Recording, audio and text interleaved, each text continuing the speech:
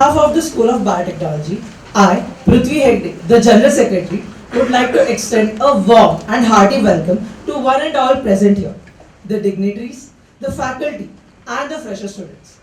We have amongst us today the director of our school, Professor Debjani Dasgupta, the dean, Professor Marar, and our chief guest for the program, Mr. Vivek Shetty, a prolific speaker and a life coach.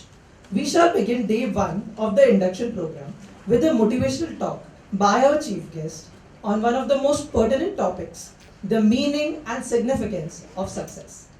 Let me take this opportunity to introduce you to you Mr. Vivek Shetty, who is a well-known motivational speaker and a life coach with a strong focus on mental health, yoga, life sciences, and mystic knowledge.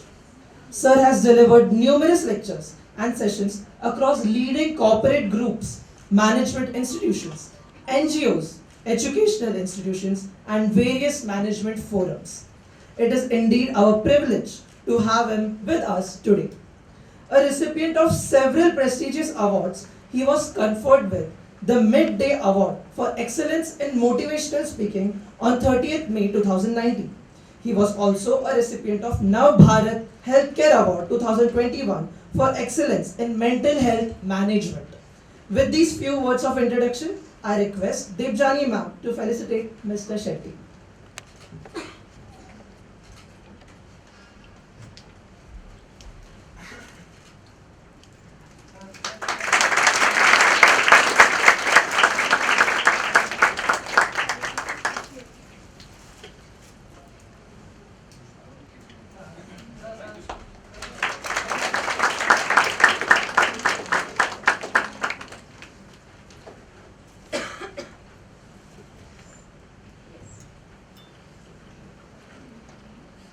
Now I'd like to invite Mr. Vivek Shetty.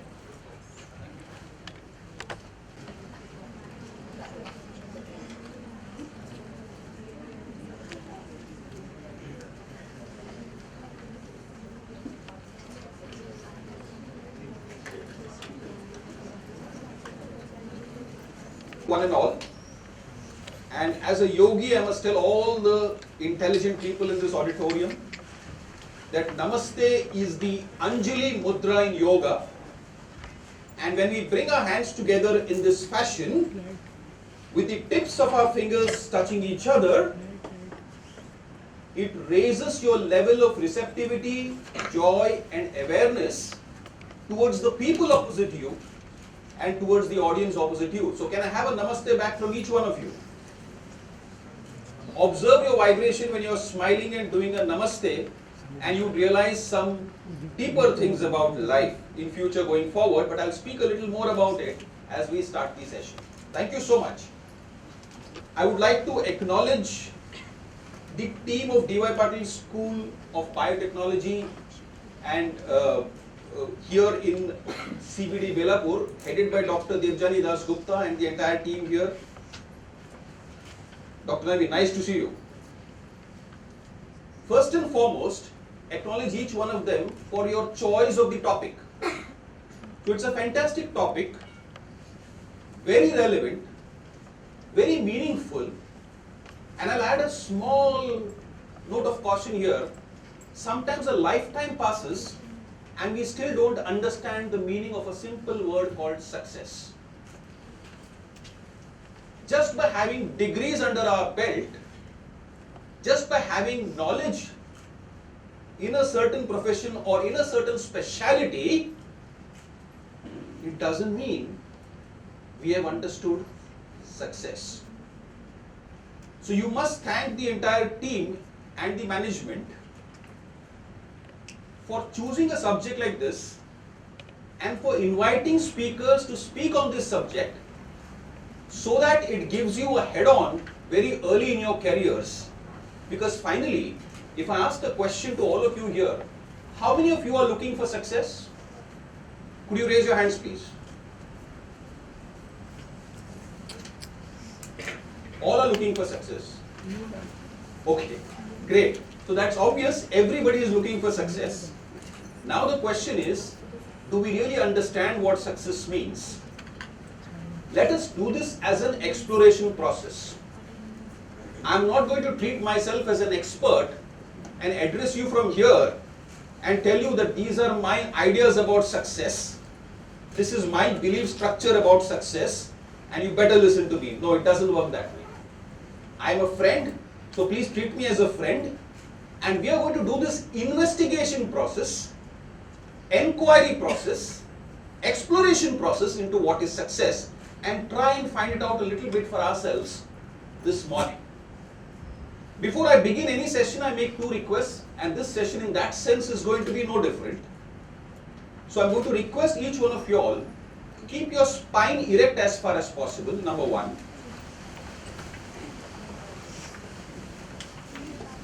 Okay, and I've explained in my previous sessions, you all are absolute freshers here, but if you go to your Facebook page of your college, you will see one of my previous sessions up there where I've explained the importance of an erect spine.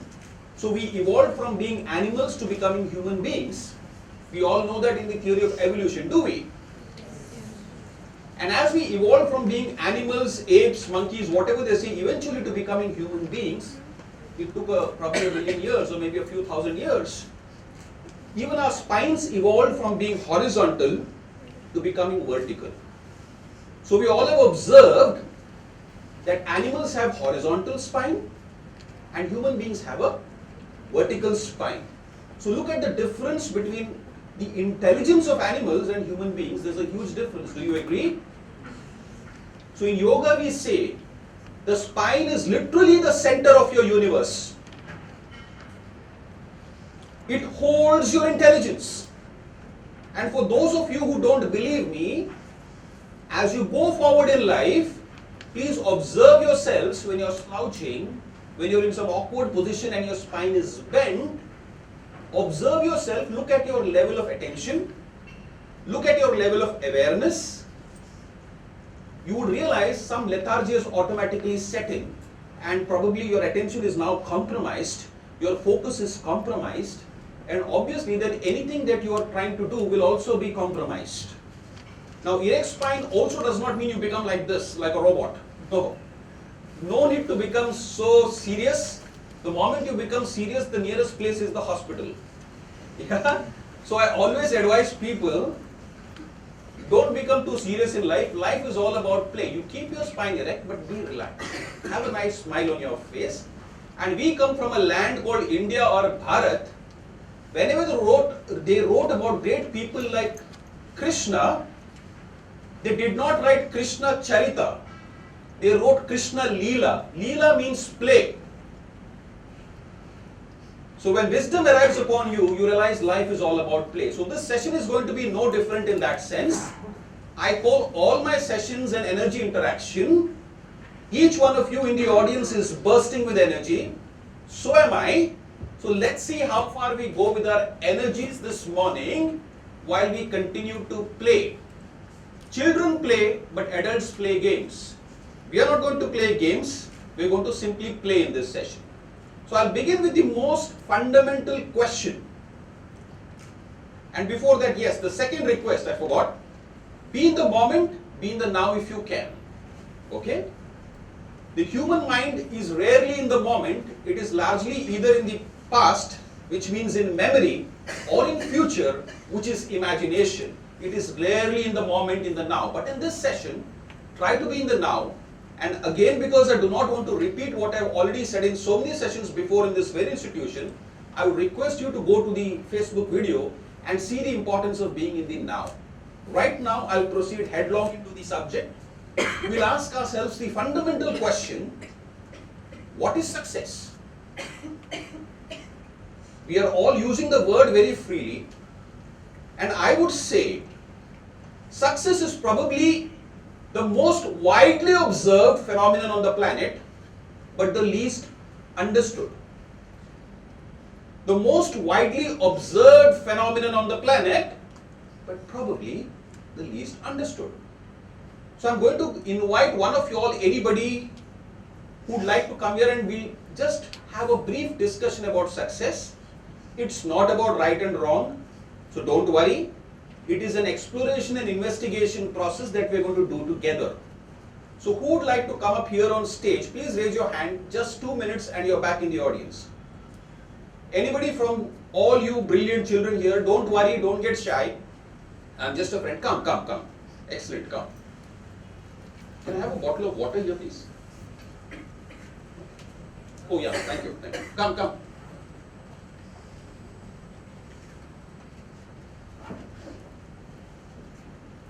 Please come, please come. Please come. What's your name? Good. Relax. I'm a good friend. And you're looking very nice and graceful. Yeah, you've got a broad smile on your face, that's it. Okay. What's your name? Yashasri. Shri. Okay. You have enrolled for the college this year. This is your first year. Fantastic. Congratulations on a good decision. Now please tell me, you also raised your hand saying that you want to be successful for sure. I saw that. Right? What is your idea of success?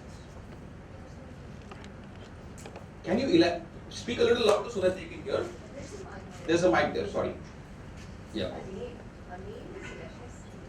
Already success is there. Switch it on. Yeah. Please. Hold it a little closer to your mouth. I think success is personal fulfillment. Okay. It's I would say it's different for everyone. Excellent. And what is your, how do you elaborate on personal fulfillment? If I tell you personal fulfillment, it could have different connotations and meanings to different people. What is your definition of personal fulfillment? For me, personal fulfillment is helping make this world a better place, or and finding happiness through it. Okay. So success to me is something that I am striving to achieve in this world, and maybe I don't know what it is yet, but I guess I'll find it the moment I find it. So as of, I'm sure you'll find it, don't worry. I'm sure you'll find it. So your idea would be to make the world a better place through biotechnology and bioinformatics. Fantastic. So good, big round of applause for Yashasvi. Thank you so much, please. And sorry, one last question. Please take the mic again. If you manage to do that, please keep it closer to your mouth. What would you feel? Say your dream, your goal is make the world a better place, and right now I'm assuming you will make the world a better place using the technology of bioinformatics, right, and biotechnology. Yes. So assuming you've done it, now you presume you've done it. What is the feeling that you get? Peace. Any other word that you would like to add to it?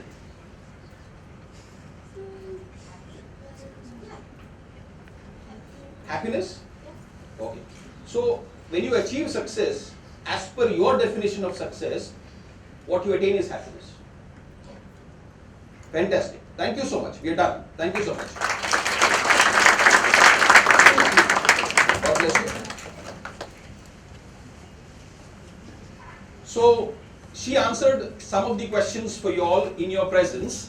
The idea is make the world a better place, personal fulfillment, and through that happiness. Now I'll tell you a small story which you may find very interesting. It's got a little bit of humor also in it. So there was a assistant manager working in a big private bank who drew about 40,000 rupees per month as salary plus a lot of perks, blah blah blah. He was thinking to himself one fine day about success, and he said, the moment I become manager and I get a salary of 75,000 rupees per month plus more perks, more facilities, more incentives, I'm happy. And I'm successful. 3 years down the line, he became a manager. He got the 75,000 salary. He got all the perks and incentives. Then he told himself, the moment I become, vice president, and I get a salary of 1,50,000, plus the salary, plus the perks, plus the incentives and everything else, the blah bling, the chauffeur-driven car, the fancy bungalow to stay, all those things, I'm successful and I'm happy. Another 3 years down the line, he became vice president. Then he told himself, I have a 25-year-old son. The moment this guy gets married, he's a brat, it's difficult to handle him. I think marriage will settle him finally. The moment he gets married, I'm successful, I'm happy, I'm settled. 4 years down the line, the so-called brat son of his got married. He eventually found a girl. They got him married. Now this guy said, fantastic. This is done. I'm happy, I'm successful. But the moment he has a child and I see the face of my grandson, I'm happy, I'm successful, I'm settled. The child also came. The grandchild came 3 years down the line. Then he told himself, the moment this grandchild of mine gets into a good school, these days admissions are tough to get unless you have influence. So the moment he gets into a good school, I'm successful, I'm settled, I'm happy. This will assure you, even if he becomes the owner of the solar system, the entire solar system I'm saying, okay, mind you, he will say I can see another solar system there. The moment I start owning that solar system also, I'm settled, I'm happy, I'm successful. Do you think this man will ever be happy? Obvious? Yeah? So I want to correlate this story with the story of a musk deer. Now this is a scientific reality. This is not some, fictional story that I'm sharing with you. This is scientific reality. You can Google and check. There is a species called the musk deer. And in a particular season, there is a certain fragrance that comes from a small pouch which is near its belly. Okay? And the musk deer is roaming the entire forest to find out where the fragrance is coming from. And the fragrance is coming from a small pouch under its belly. Our search for success, our search for happiness, our search for being settled down in life, I'm talking of the human species here, is a lot similar to the search of the musk deer to find out where the fragrance is coming from. Okay? And I'm going to read a letter to you all, just 4 or 5 lines of a letter. I'm going to read it out for you all from my mobile. But before I do that, how many of you all consider Steve Jobs successful? Have you all heard of Steve Jobs? Yes. How many of you all consider Steve Jobs to be highly successful? Only 3 people. 10. My tone is making the difference or Steve Jobs is making the difference? Here it appears my tone is making the difference when I'm looking at you with, a ridiculed tone. More hands are going up. Steve Jobs made no difference. Should I presume? Have all of you all heard of Steve Jobs? Yes. You don't think he's successful? There are doubts in your mind. Now you can be very open. You have doubts, you think he's not successful. How many of you all have iPhones here?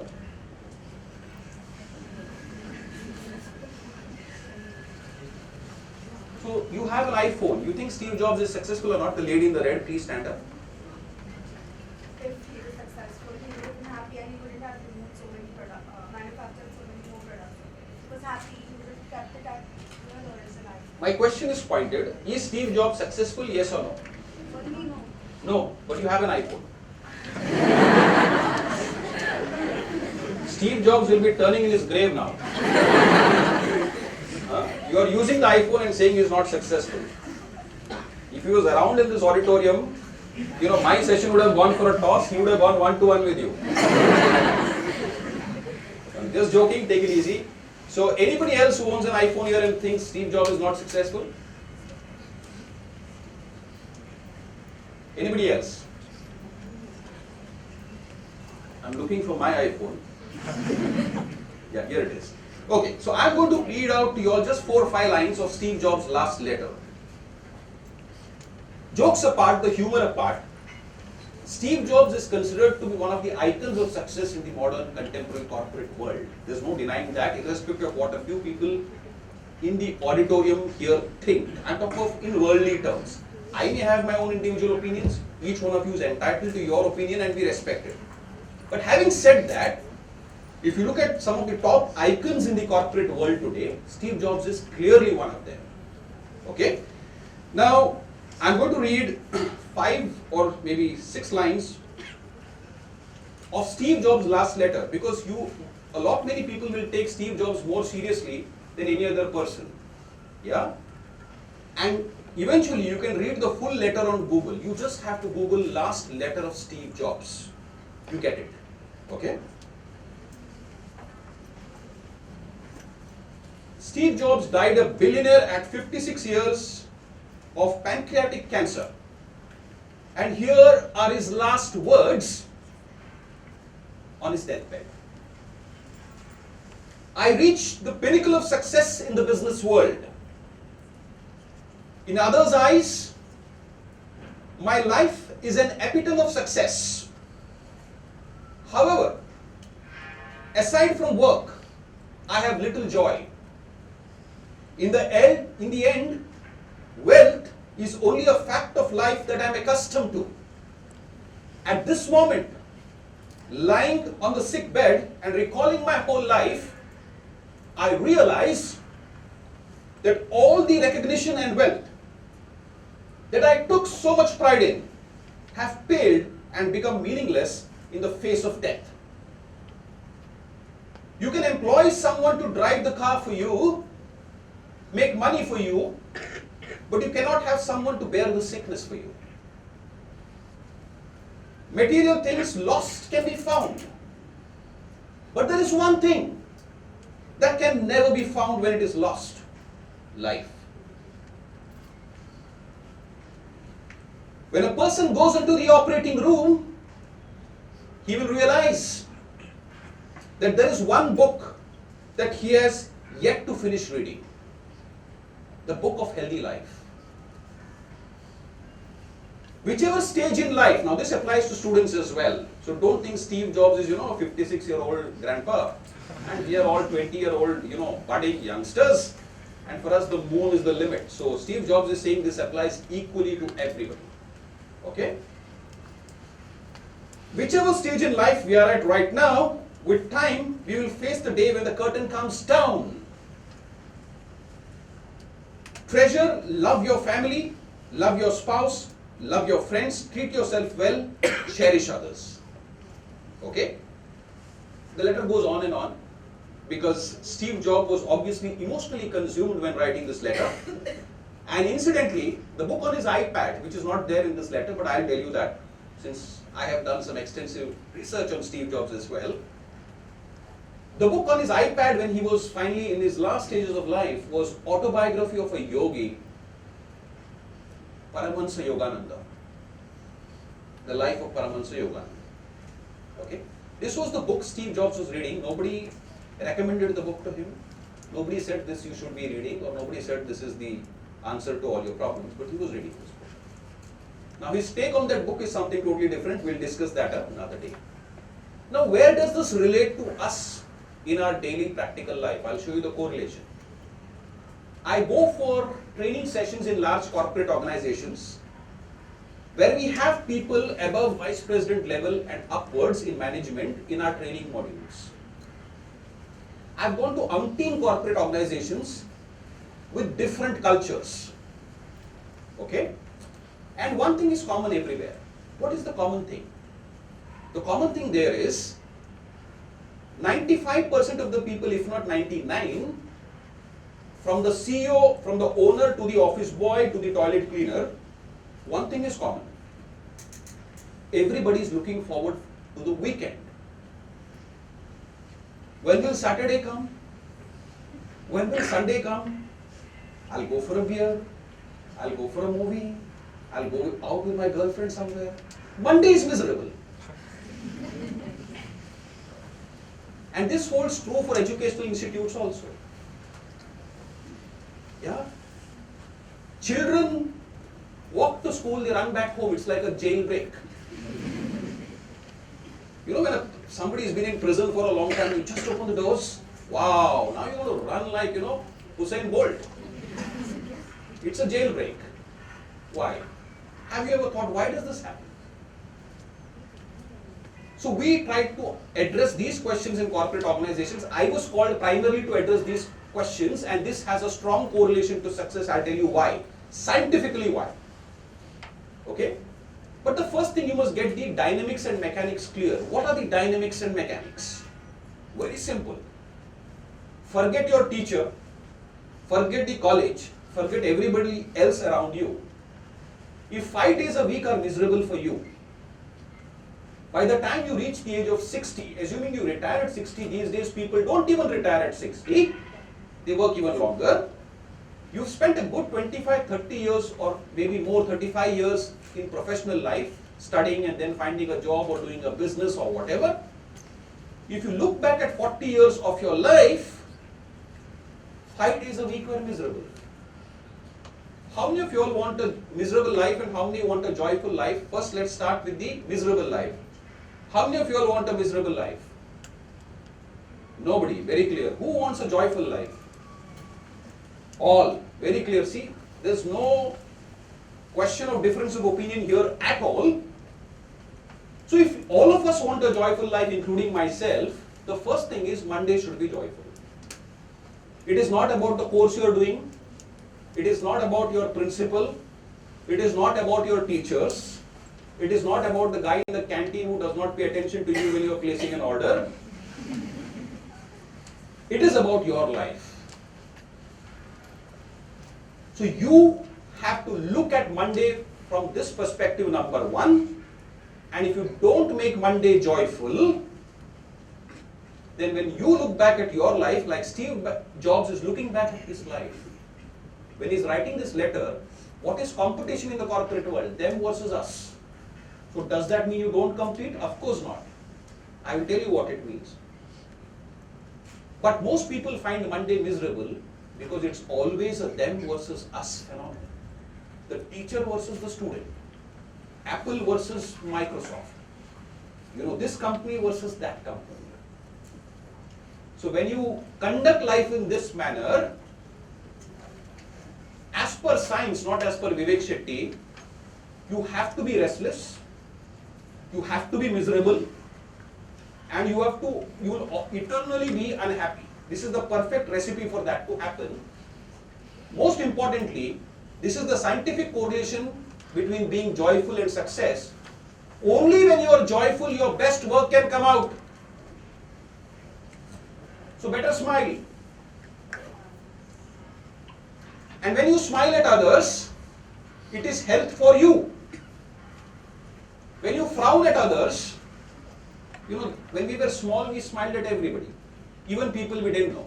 Now when we've grown up a little bit and our minds have got conditioned, I tell myself, okay, Dr. Devjani is in front of me, how much should I smile at this? Or if I do this much, it's not good for my stature and my status. I am somebody up there, I'm a big speaker, I am this, I am that. I've got so many awards. Oh, it will bring me down. No, just grin and go ahead. This happens to us in life. But I tell people, once you conduct life with awareness, which means you know that when you smile, it is health for you. Just observe your vibration when you are smiling.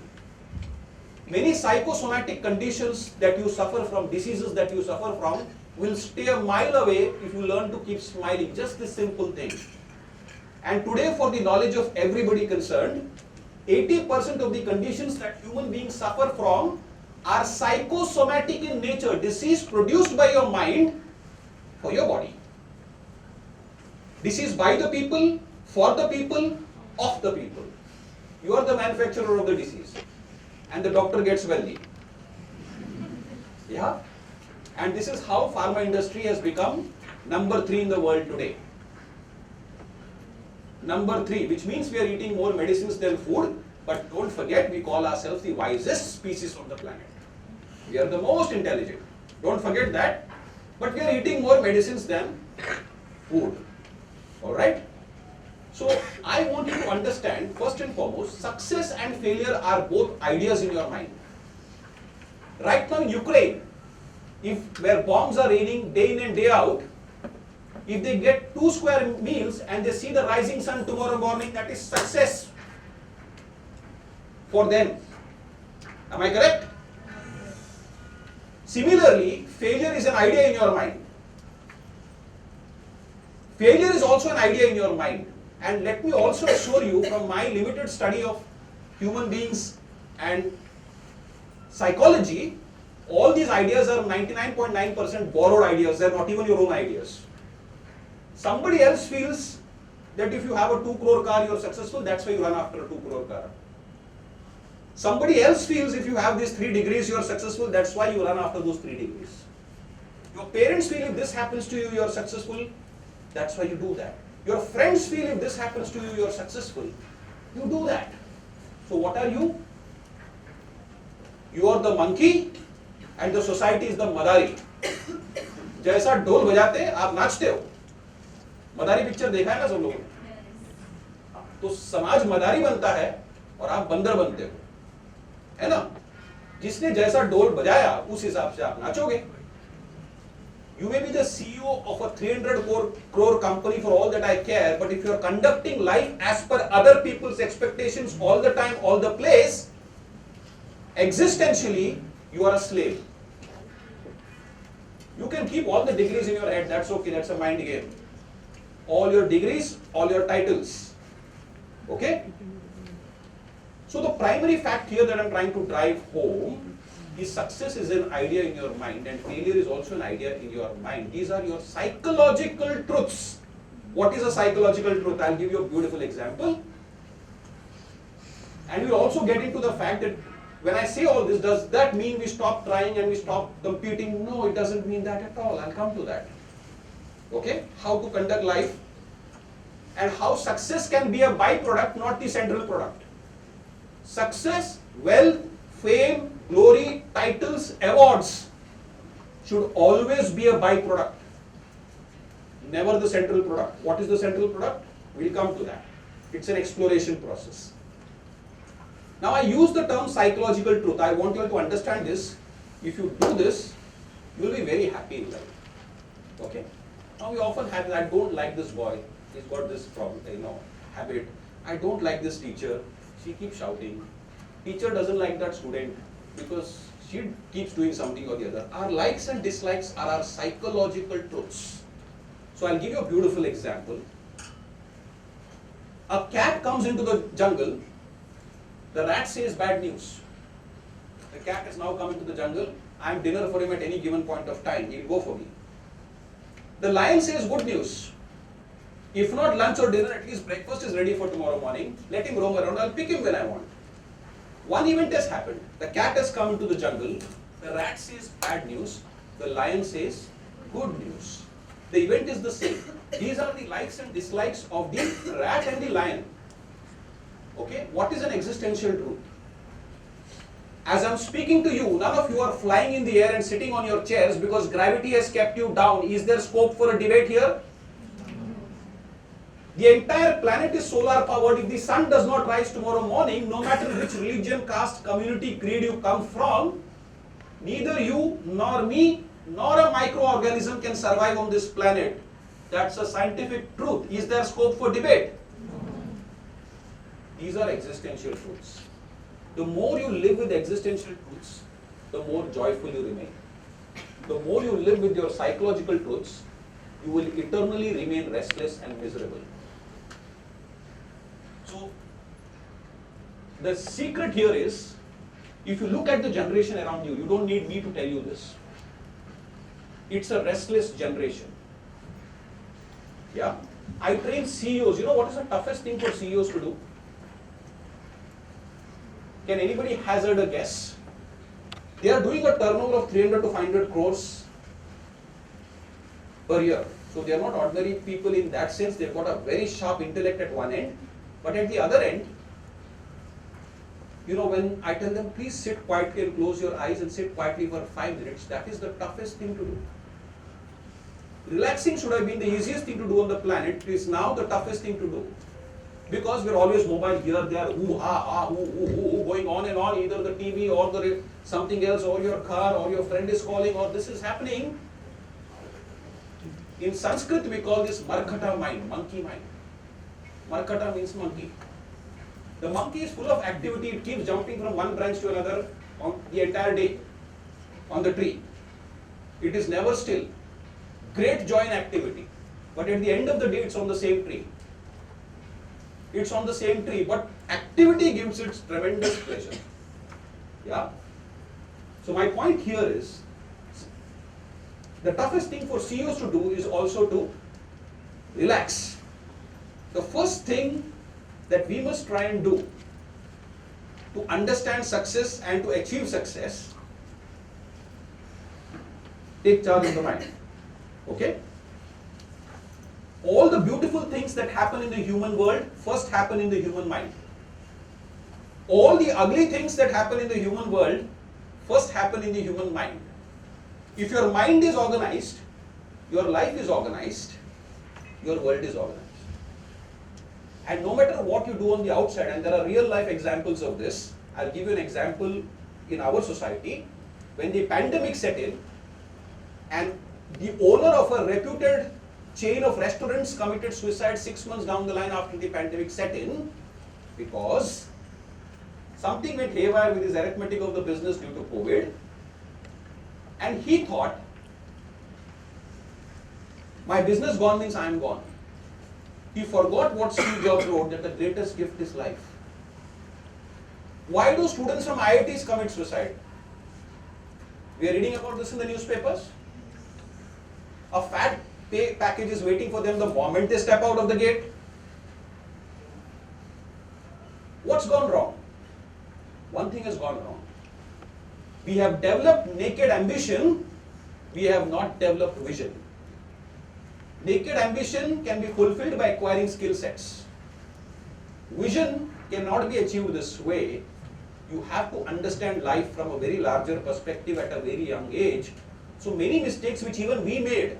So we have not come from Mars. We also made a lot of mistakes in our early years because I was not into these subjects. But once I got into these subjects, many things started becoming crystal clear to me because the mind had become still. When the mind comes to stillness, intelligence can explode and clarity becomes a natural byproduct of stillness. We are going to do a meditation session for 5 to 10 minutes at the end to give you an idea of what is stillness. Okay?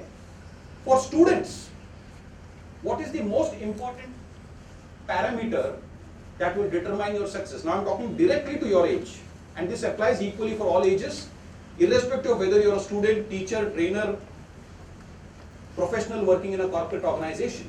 What is that? Your level of success is directly proportional to your to your power of concentration. Mark these words. You can write it down if you want. Your level of success in any field is directly proportional to your power of concentration, be it biotechnology, bioinformatics, or any other field. So, when we were in school and college, all my teachers told me focus, don't get distracted. My parents told me, learn to concentrate, learn to focus. Nobody taught me how to concentrate. Nobody. Not even a half an hour lecture for one day on how to concentrate. So today I am going to show you how to concentrate. Because your success depends on your power of concentration. And to inspire you, I am going to tell you the story of Swami Vivekananda. When he was in his student days, how did his power of concentration make a huge difference? And that is why he went where he went. He did what he did. There was something magnetic about his personality. You met him and people would have a rub-off effect and they would say, there is something beautiful about this guy. When he spoke, it was usually a shower of eloquence, because deep inside he had that depth. Now, what happened to Vivekananda in his early days? Vivekananda had a habit of picking up books from the library. And he would pick up a 300-page voluminous book, return it the next day morning, and pick up another book of 300, 400 pages. This went on for 2 months. One fine day, the librarian stopped Vivekananda and asked him, "You are picking up a 300 pages book every day, returning it the next day morning, and picking up a new book of 300, 400 pages. Is this some kind of, joke? Are you trying to impress your friends that you're a very studious guy, you are always reading, you're trying to impress your parents and your family members, you're a very studious guy, always into books and reading and all that?" He said, "No, I'm not trying to impress anybody. I read the books." So the librarian burst out laughing. The librarian told Vivekananda, "You're serious, are you? You're telling me a 300, 400 pages book you finish in 24 hours and come the next day morning for a new book. And you finish that also, and the third day you come for a third book. You're joking. You can't do that. You would at least take 1 week to finish a 300 pages book. I'm a librarian here for the last 25 years. I have never seen any student do this. You're the first guy who's doing this." So he said, "No, I seriously read all the books, and I actually read every single book that I pick from cover to cover." So the librarian said, "Let me test you." The librarian called for about 20, 30 books that Vivekananda had picked up in the last 1 month, and he told Vivekananda, "I'm going to ask you something from these books that you've read over the last 1 month, and as you claim you read everything inside out, so I presume that is true, but nevertheless I'm going to test you on that." So he picks one book, asks a question, Vivekananda replies para, chapter, verse. This is written in so and so page number, para number so and this is the explanation and reasoning behind this thing which you asked me. Next book, same thing. Third book, same thing. 20th book, also the same thing. Now the librarian's jaws dropped. And he asked him, "Are you a magician? What are you?" So he says, "I'm not a magician." "Then how do you achieve this?" he said. "I have been practicing concentration for a long time now. I'm into meditation, yoga and concentration exercises for a long time. So for me, this is not something unusual, it's not a miracle. And in fact, if you look at ancient India, many people have done this many times. Nothing unusual. You may find it unusual, that's your personal subjective experience, but it's not unusual at all." So he prodded him a little further and he asked him, "How do you achieve this?" So he said, "Very simple. In the beginning, first few years of life, if I tell you apple, I have to say A, P, P, L, E, apple. And in the first 2-3 years, you learn it this way. By the time you reach 7 or 8, I don't have to tell you A, P, P, L, E, apple. You have already registered what is that. Correct? By the time you're 6 or 7, if I say the apple fell on Newton's head, you may take some time to register the sentence, and he subsequently discovered the laws of gravity. You may take some time at the age of 6 or 7 to register this. By the time you reach the age of 10, this is already registered. Now, no special input required. We just say Newton's laws of gravity, you know the apple fell on his head, you know everything. Correct? What is happening is the registration process. And with most individuals, the registration process takes a long time. With Vivekananda, the registration process happens in a matter of minutes. So what you take 2-3 years to say A, P, P, L, E, apple, you would have done that maybe in 10 minutes. So he says, when I read a book, it is single energy in one direction without any break. Concentrated flow. So like in Mahabharata, Arjuna said, "I can only see the bird's eye." We know that story? Yeah. So I can see nothing else. So Vivekananda has learned to concentrate his mind in one direction. And today we've all heard of laser surgery in science. Through laser surgery, miracles are being performed. With the least effort, the maximum output you're getting. What is laser surgery? concentrated energy in one direction, your mind has also got that power. Every thought is energy. And if energies are focused in one direction, you will achieve extraordinary results in your student life. What other students may take months or years to grasp and understand, you will grasp it like this. So does this sound exciting? All you need to do is 10 minutes work on your concentration every day. Success will become a byproduct. I told you success in any case is an idea. Topping in your exams will be by the way you went for a picnic and also topped your exams. No special glory or no special, mountain to climb. Yeah? It will happen like this. Okay, so now we go for 3 hours lectures. I don't carry a single piece of paper with me. Nothing extraordinary about me. You can also do it. And in fact, on certain days, we have lecture after lecture with a break of half an hour, 1 hour in between. If I go to a corporate organization at their training center, there are 3 batches of 200, 300 people each with a gap of 1 hour between each session, and we have to finish 3 sessions in one day. Not a single piece of paper I carry with me. Yes, of course, sometimes, like if I am reading Steve Jobs' letter, I'll read it out because I don't want to mix my words with Steve Jobs' words. He is too big a man. He has to be quoted verbatim. Yeah, I can't put my creativity into his quote. Yeah. So that apart, you all can also do this. What you need is working on your concentration, which means when I'm in this session, I'm least worried whether somebody calls me a genius or somebody else calls me an idiot. Somebody calls the lecture exciting or somebody calls the lecture boring. My concern is when I'm here with you, it's an energy interaction. I'll give my 200%. Whatever happens is the future. The result will take care of itself if you take care of the present. If you take care of the present, the future takes care of itself. There is no special effort required there. So the first concentration technique I'm giving you all, and these are real life techniques which will help you. So for example, you see this curtains in all its colors, or you see that photograph there garlanded. Concentrate on that photograph. I'm giving you a suggestion now. You can do it at home at leisure because we have, limited time in this session here to do it here. You have to look at that photograph for 2-3 minutes. Then close your eyes and imagine the photograph in the minutest detail possible with your eyes closed. One technique. Capture as much details of that photograph after you observe it for 2-3 minutes with your eyes closed. You can do that with a curtain. You can do that with anything which has got a little bit of variation with it in terms of object, and try it. The second thing is very simple, which many of you all can easily do.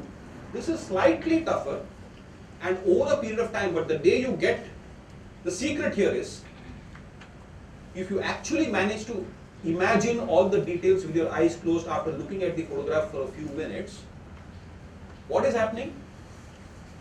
Your thoughts have begun to create their reality. Your thoughts are now becoming powerful to create their own reality, which means you can design the life that you want.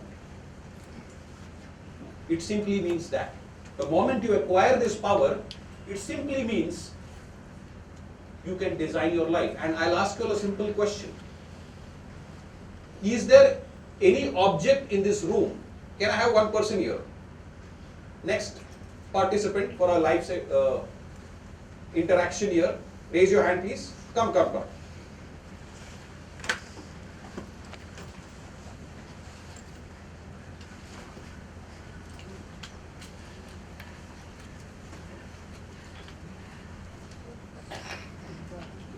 What's your name, please?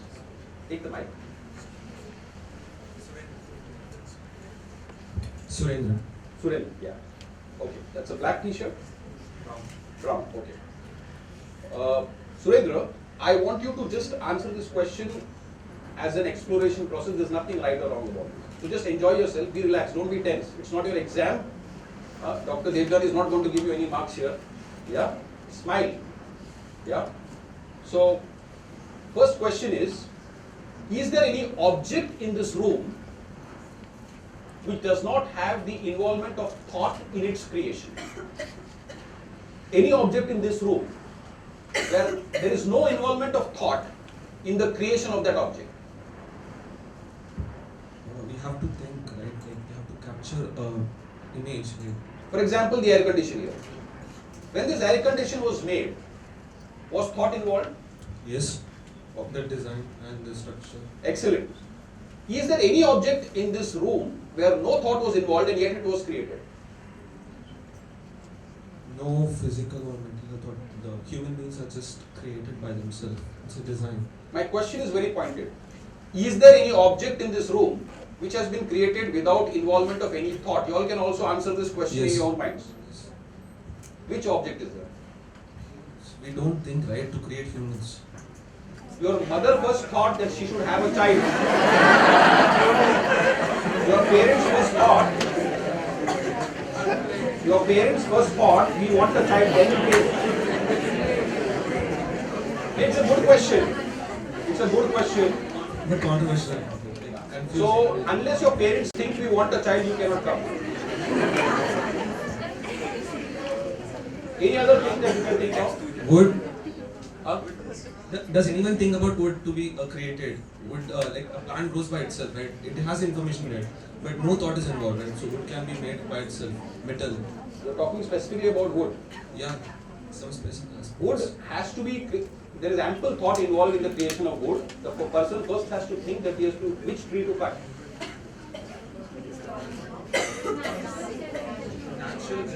Natural generation, not the specific tools.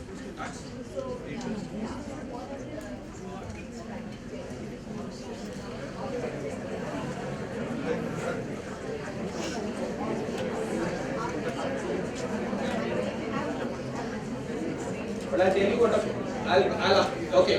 So we're enjoying this? Great. I'll answer your question at the deeper level. You asked, so your question about child humans is answered. Now let me tell you one thing. Even when in plants, okay, where you say the wood comes from, before that plant came into existence, there was nobody's thought that the plant should come into existence. Okay? When you go deeper, now this will be a different module, but I'll answer that question, I'll connect the dots for you. You can do your research. In this universe, we say everything is a product of consciousness, and when you were a single cell, I'll give you a simple example. Okay? There was awareness, there was thought involved even at that stage, because that cell multiplied itself, differentiated itself, modified itself, and eventually became your hands, your legs, your skin, your hair follicles, your nose, your eyes, your ears, everything that you know about as your mind and body. So that awareness is present in every atom in the universe, let alone the plant. Okay? That's a higher consciousness module. I'm glad you are thinking that deep. So we must appreciate it. And I can go into that module very deep. It will be a consciousness module about what is consciousness, what is awareness. But we must appreciate him for thinking so deep and asking those questions. Okay? So, very good.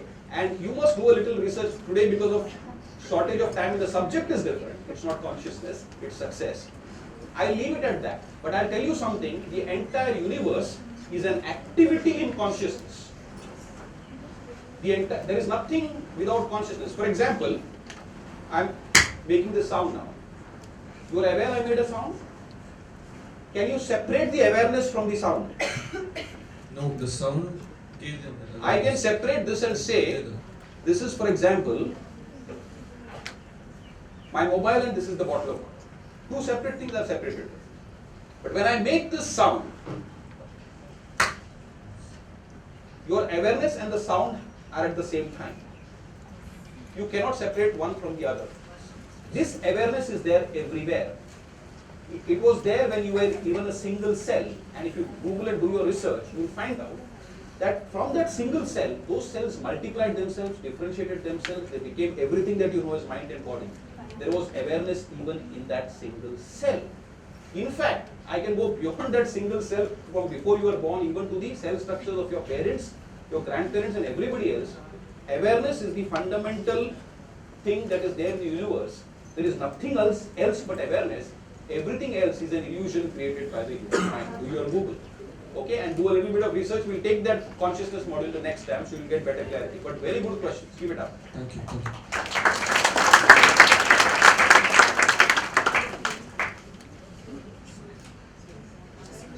Yeah.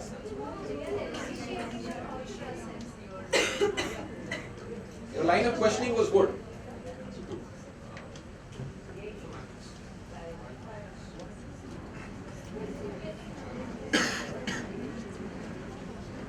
You just climbed Mount Everest, don't get nervous. Carry the flag high. Yeah? No, it was good and he had deep thinking to his questions. So we appreciate these questions at this age, right? So I was talking about the human mind and the power of concentration. Okay? Now, so when you focus and manage to create the reality just using your thoughts, eventually these thoughts become the designer tools of your life and you can create the life you want. Now I'll correlate this to preparation for exams. Okay? We all have exams now, even going forward. How do we prepare for exams? Look at this very closely. And this now at this stage you will say if I get so and so marks in my exams, it's success. Am I right? Your parents will say it's okay, you got this distinction or you got 90 out of 100, I don't know what's the rating system these days, A grade, A plus, whatever the grading system. They'll say you're successful, am I right? And if you get a B, they'll say you're unsuccessful. Not so successful, okay? Now how do we prepare for exams? This is an important thing for your age and then we'll go into the meditation in the next 10 minutes. We prepare for exams in such a way, and here I want even the teachers to listen, if possible. You know, if 25th is my paper in biotechnology, okay, I mug up, I do whatever required, blah, blue, blink, all the preparations, the midnight oil burning, so that 25th, I can go and just vomit. 26th, if I forget, it's okay. If I forget on 26th, it's okay. 25th, I have to remember. My game is on 25th. Yeah? I want to ask you all a question. Has COVID given you a timetable about when it's going to come and go with a subject? Does life ever give you a timetable? So we use a line, if you want to be successful, be eternally prepared. If, Dr. Devjani tells me, okay, my student is very curious and inquisitive, start a consciousness session right now and answer his questions, I'm ready. Nothing extraordinary about me. It's only that I'm not preparing for one date, for one session. I'm eternally prepared. On my subjects, I'm eternally prepared. And I tell teachers in large educational institutions, I was at a university in Pune a few days back, please take exams without giving any timetables. You can in fact surprise them by telling them we are going for a picnic tomorrow and take an exam. That would be a wonderful way of taking an exam. That way, we will prepare students for life. Otherwise, even they know 25th I have to remember, 26th if I forget, it's okay. So what are you? You are an actor who's pretending to be something which you are not. And if I am an actor and I don't live these subjects in my personal life, if I don't live in this space in my personal life, if I'm an actor who's prepared for a session with a script and with a mugging up many things, then one word goes here and there, I'm gone. One expression goes here and there, I'm gone. I could be gone any moment. And life never takes exams in this way. It's only our institutes which take exams in this way. So I want you all to be prepared for life. So if you really want to be successful, live the subject. And all those people who have been remembered far beyond their lifespans are people who put their life energies into whatever subject they took up. If I create an invention today, I put only my mind at work. Somebody does, like for example, iPhone 14 has come. By the time iPhone 20 comes, iPhone 14 will be forgotten, am I right? Usain Bolt has created an Olympic record. Another runner breaks the record, probably Usain Bolt will be forgotten. Has Mahatma Gandhi been forgotten? Has Swami Vivekananda been forgotten? Will Lata Mangeshkar ji be ever forgotten? These people, what is so unique about them? Nothing extraordinary, they followed one principle. They put their life energies into everything they did. This is the only principle they followed. So I had put up a post on my social media when Lataji had expired. I said, I wrote there in that post, you know, she's hitting every note with so much perfection. She's capturing every emotion with so much perfection because somewhere inside, she's been in that space, she's invested her life energies into that space, and maybe she's gone through so many similar experiences also. And combined with that, her technical skills. Technical skills matter, but she had invested her entire lifetime and life energies only into music, not with the expectation that one day she will, sing 15-20,000 songs in Bollywood. She never had that plan. Did she have that plan? No.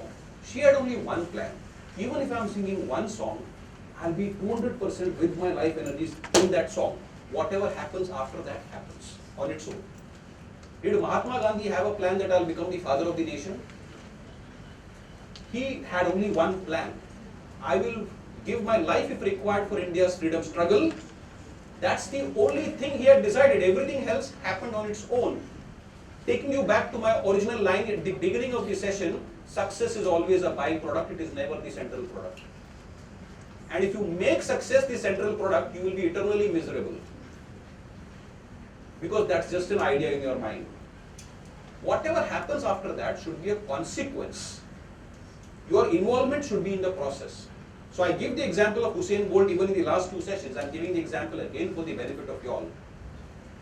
Usain Bolt is running on a circular track for the 400 meters.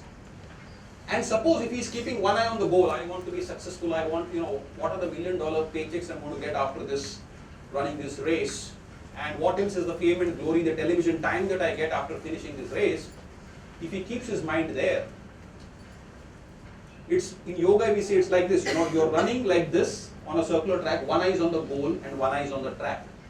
Though you have been blessed with two eyes, you've reduced yourself to a handicap by running with only one eye. So in yoga we say, once you identified your goal, drop the goal.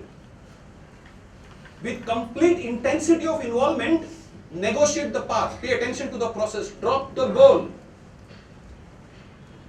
If you live with the goal 24/7, which is what is happening in corporate organizations, and I correct them here in goal setting, we do the goal setting modules. So when you are saying you want to be successful, you definitely have to set a goal, am I right? That this is my benchmark. We tell them that if you are eternally living in the future, it's like saying, I want a healthy child, but I won't pay any attention to the health of the mother. But I want a beautiful, healthy baby. Can it happen? So the mother is the present, the child is the future. If you take care of the mother, chances are you will have a healthy child. There is nothing to worry. So don't feel anxious about your future. Each one of you is designed for success. I'm going to conclude and we're going to start the meditation. And this is what we are going to meditate on before we start the meditation. Any questions?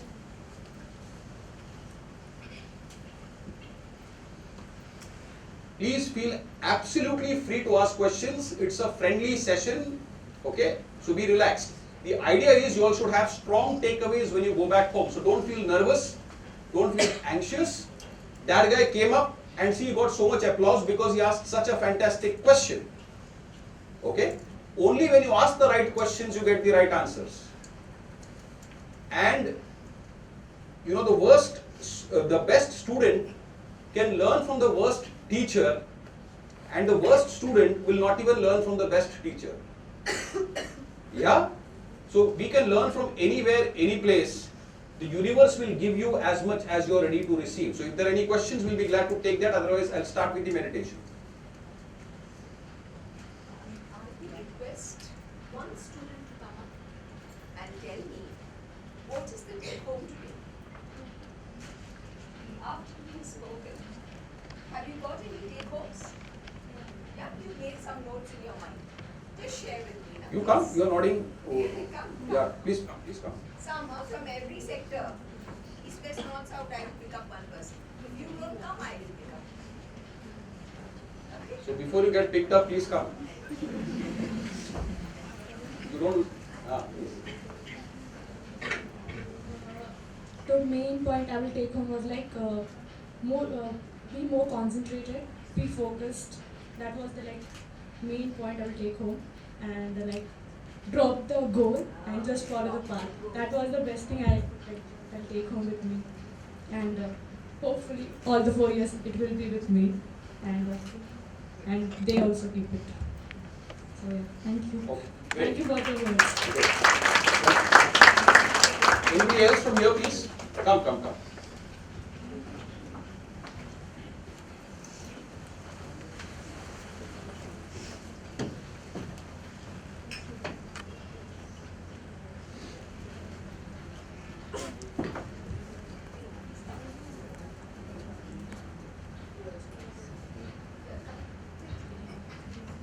What's your name, please? Shivam. Shiva. Okay. Yes, as sir said that we must drop our goal, but goal setting is also important. At times we are confused that we karu wo karu and all. So first decide what is your goal. Yesterday I said. Yeah, yesterday as ma'am highlighted. Then drop it and then decide that how we then select your path and dedicate yourselves towards that path and achieving your goal. And also concentrating in life is very important. So I am not regular yoga practicer. So from tomorrow I decided that I will practice yoga every day. At least I will dedicate 10 minutes for concentration sessions, which sir referred. Why not today? Yeah, Tomorrow is your birthday, invite me. Yeah. From Just today, joking, yes. just joking. Very good. Yeah? Keep it up. So before And summarizing, one last point I'll add, then we'll go to that. Yeah? yeah, I actually had a doubt. Oh, you had a doubt. I thought you were going to do something else. Okay, I sorry. actually please. also had a doubt within the same lines. As he said, it is very important to set a goal, and as you said, after you have set a goal and you are pursuing it, you should drop the goal. Isn't it very easy to get distracted from the goal? And while, as you said, if we are also watching the goal, we would not be distracted from that goal. Correct. So that is my question. What if I drop the goal and at the way I actually get distracted from achieving it? Then wouldn't it be the total opposite of what success is?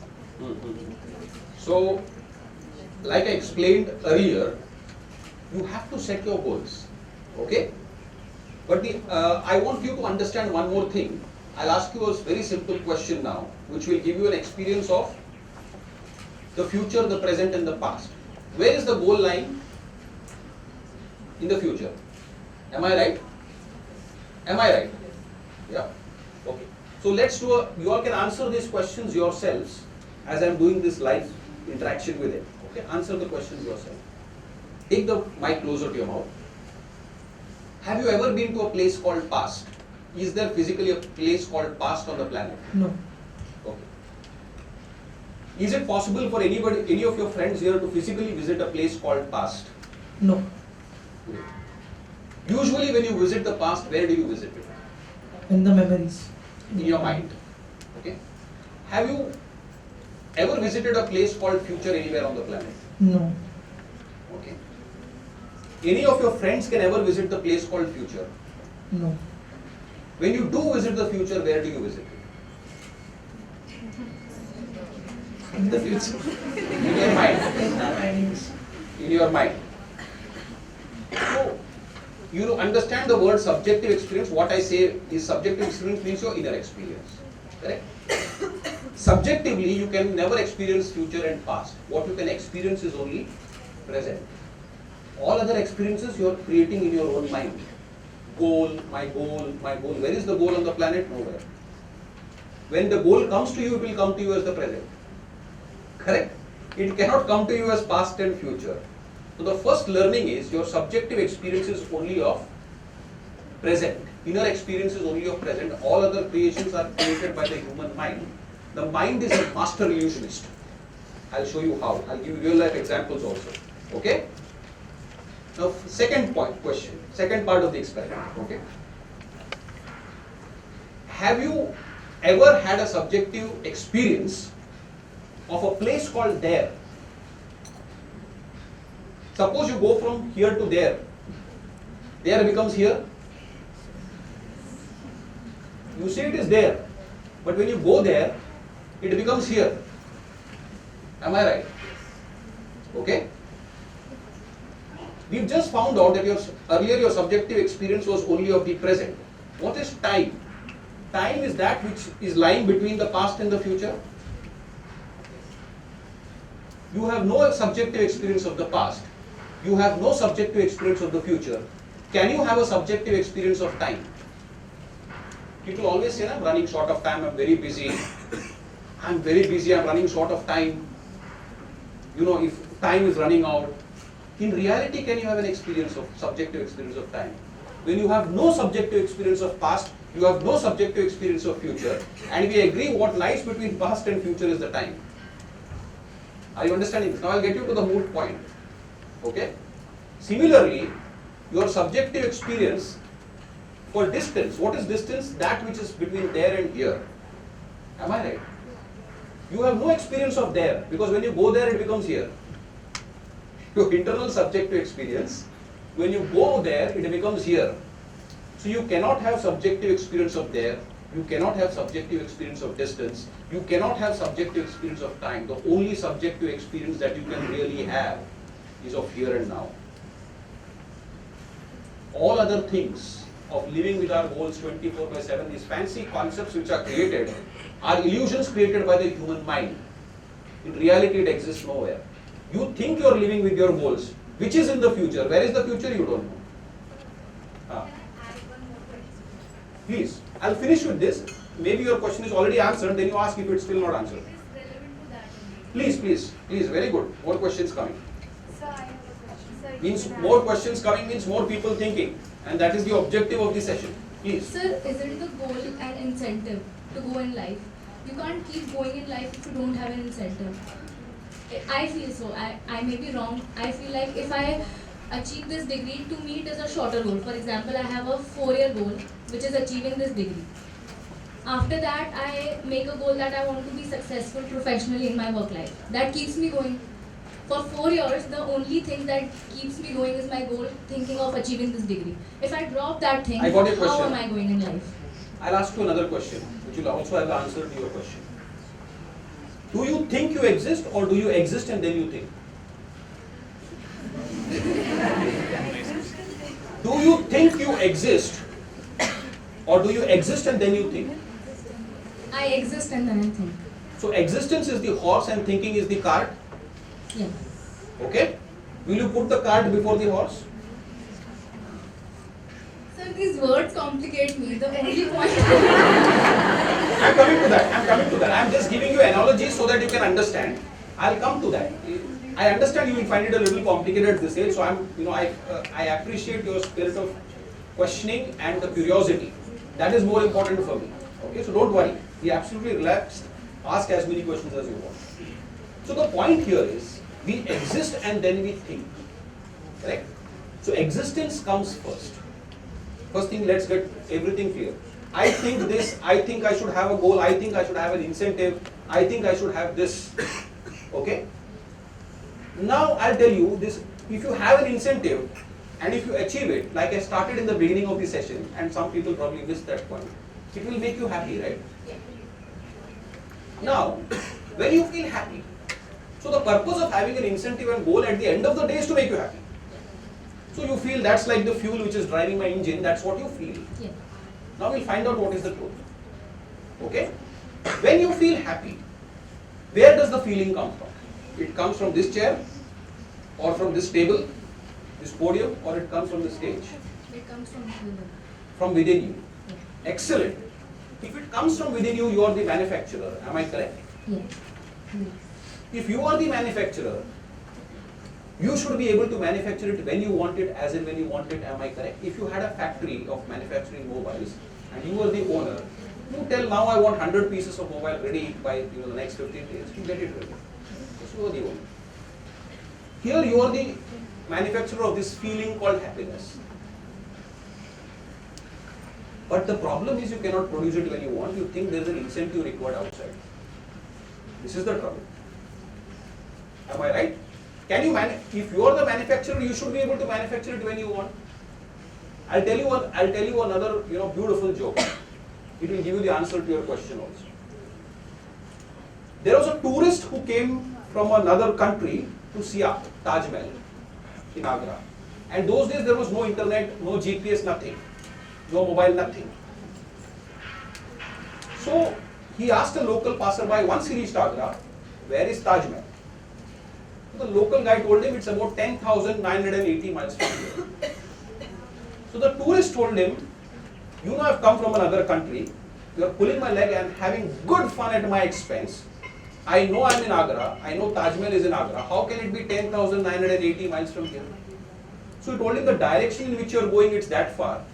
If you turn in the opposite direction, it's 2 kilometers. So the direction in which we are seeking happiness, with goals and incentives, thinking that these goals and incentives make us happy, Taj Mahal is 10,980 miles far. If you turn inwards, it's 2 kilometers, and I'll tell you the magic of turning inwards. Now I'll give you the science. This is the theory. You will wonder how this works. Obvious question. How does this work? Okay? So I'll give you a line. Those who want to write it can write it. Nothing fabulous can happen outside until something fabulous is happening inside. बाहर आपको ताजमहल बनाना है, गोल चाहिए, incentive चाहिए, I should become the next Steve jobs, ये सब गोल बना के रखा है आपने. Inside you are a nervous wreck. I told you your best work scientifically comes out only when you are happy. Okay? I am doing this because my teacher told me, teacher gave me homework. What the hell? She doesn't have any other work besides giving homework. Is this the only thing she does the entire day? I'll give you an example of my office, what happened. One day at short notice, we got an event in Pune. I run an event company. I'm the CEO there. And I called, we had to do the event in 24 hours. Okay, the next day. So I called 6-7 of my key team members into the conference room and I started briefing them about what needs to be done at the event. So by the time I finished my briefing, which was about 30 minutes, there was a lady in the team. She was just about 2 years in my organization, 1.5, 2 years. She popped up a question. The question was, sir, do I have to go to Pune tomorrow? This was the question. Sir, do I have to go to Pune tomorrow? This is the way she asked it. So I told her, you please wait. And the rest of them I told you, you'll start your work because we've got only 24 hours to go. So she was with me alone in the conference room. So I told her, separate the words from your sentence. You asked a very simple question. Now separate the words, sound from the words, sorry. The words are, do I have to go to Pune tomorrow? Keep that aside. Look at the sound. She's already crying, cursing, cribbing. Oh, what the hell, I have to go to Pune tomorrow. This had to come tomorrow. Oh heavens, the sky just fell down. So I said, with this energy if you go, whatever responsibility I give you, you think you'll be able to do justice to that? And I told her, please tell me, we are running an event company. Events coming to us means business. Because I have a business which is profitable, I am in a position to employ you. Because I am in a position to employ you, you get a salary. And because you have a salary, some money comes home. And I am sure it takes care of some needs. So shouldn't we all be smiling and saying it's a blessing? Why are you cursing this? So I said, she then realized her mistake. I said, so we are yogis, we listen to the energy layers. Everything else is the superficial layer on the top. You think that incentive, that goal will do wonders for you? Bullshit. It will do nothing to you. How many people have not thought of becoming Amitabh Bachchan and Shah Rukh Khan? Have they become Amitabh Bachchan and Shah Rukh Khan?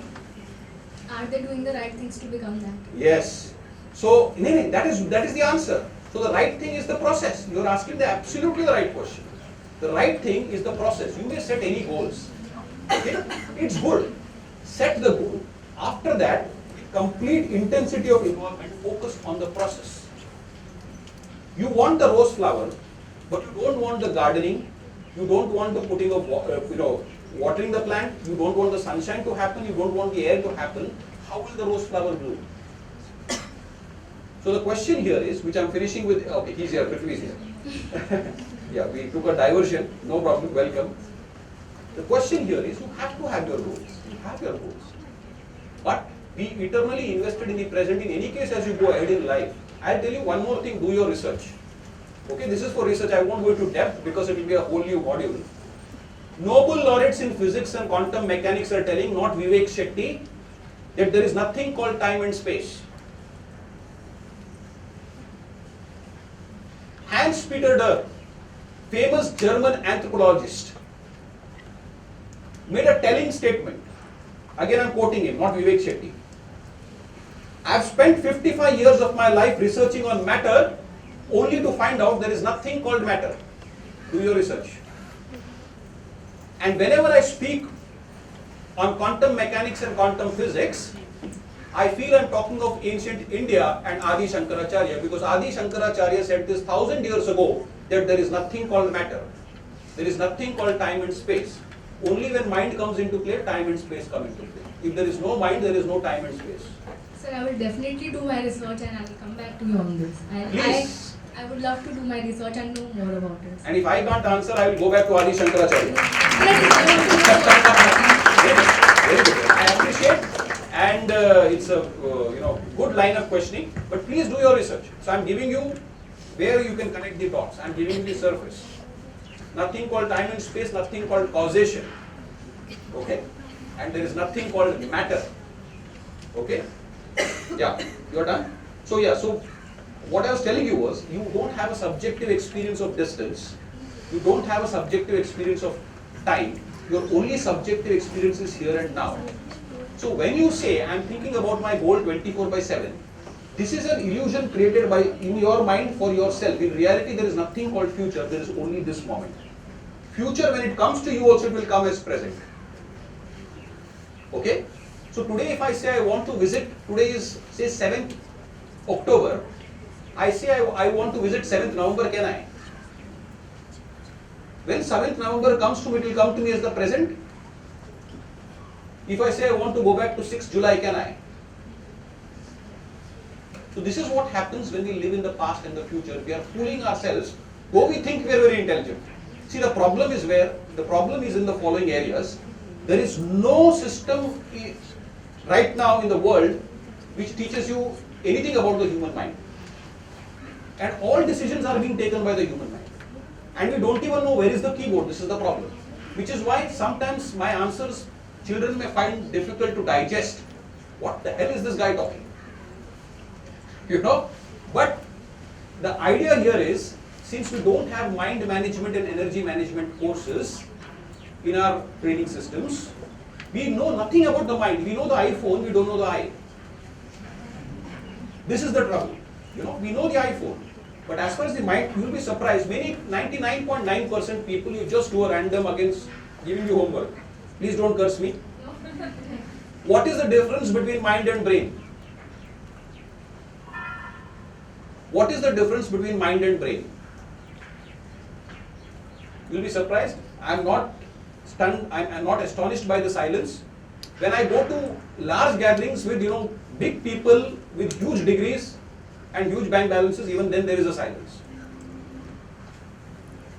So mind is taking all our decisions. Every single minute of life we are applying our mind. When I am speaking to you, I am applying my mind. We don't even know where is the keyboard, but we want to know what is the latest iPhone about. So my homework to each one of you all is, please explore the human mind. Right now we are not even using 1 to 2% of our mind capacities. And we don't even know what is the mind. Okay? So again, final Google research for you all. There was a famous doctor by the name of Dr. Wilder Penfield, Canadian-American neurosurgeon, who wrote a line, and he got every scientific award of his time for that thesis. The mind is in the brain. Okay? 1.5 years before he died, he wrote an apology note. He said, I'm sorry, my thesis was completely wrong. The mind is not in the brain.